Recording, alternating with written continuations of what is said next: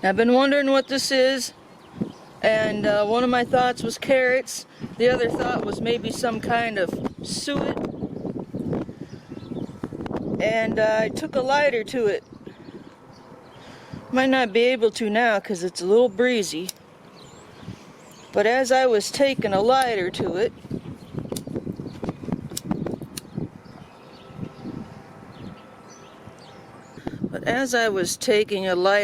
and it started to burn, it smelled like roasted strawberries.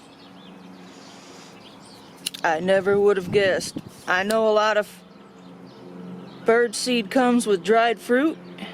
Cardinals especially like them. There we go.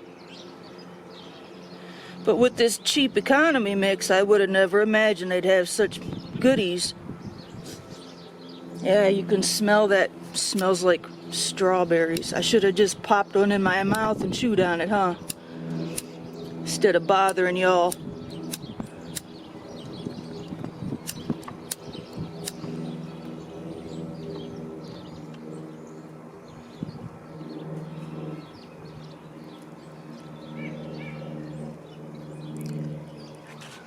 It's sizzling away real good now. Once you get it sizzling and you take a whiff, whew, definitely strawberries.